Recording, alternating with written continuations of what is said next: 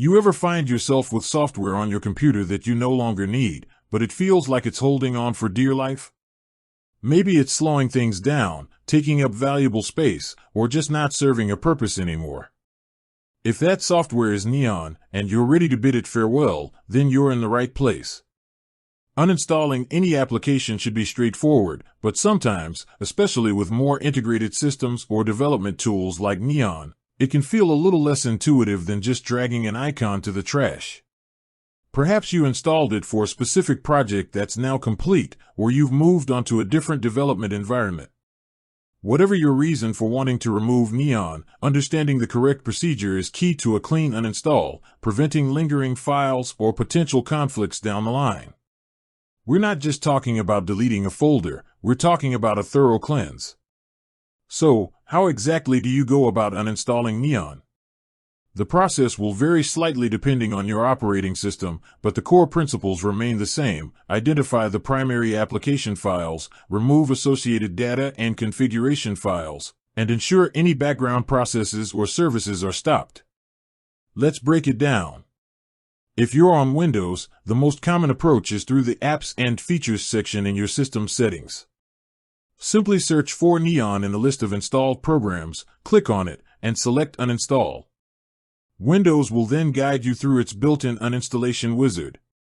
It's usually pretty effective, but sometimes a few residual files might be left behind.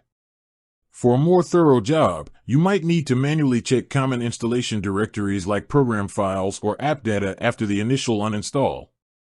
For macOS users, uninstalling Neon often involves dragging the application from your Applications folder to the trash. However, just like Windows, this often leaves behind preference files and application support folders. To truly scrub Neon from your Mac, you'll want to navigate to /library application support /library preferences and /library caches and look for any folders or files related to Neon. Deleting these will ensure a cleaner removal. Be cautious when deleting files from your library folder, as removing the wrong items can affect other applications. If you installed Neon using a package manager like Homebrew on macOS or a Linux distribution, the uninstallation process is usually much cleaner. For Homebrew, a simple brew uninstall Neon in your terminal will often suffice. On Linux, depending on your package manager, apt, yum, dnf, pacman, etc., commands like sudo apt remove neon or sudo dnf erase neon will handle the removal, including dependencies. This method is generally preferred as package managers keep track of all installed components.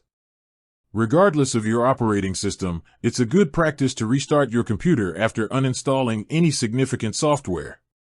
This helps to clear out any remaining cached data or processes and ensures that the system fully recognizes the changes. Additionally, if you were using Neon for a specific project, remember to back up any project-related files or configurations before you begin the uninstallation process, just in case you ever need to revisit them. Don't confuse the application itself with your work files. With that said, thanks for watching and until next time.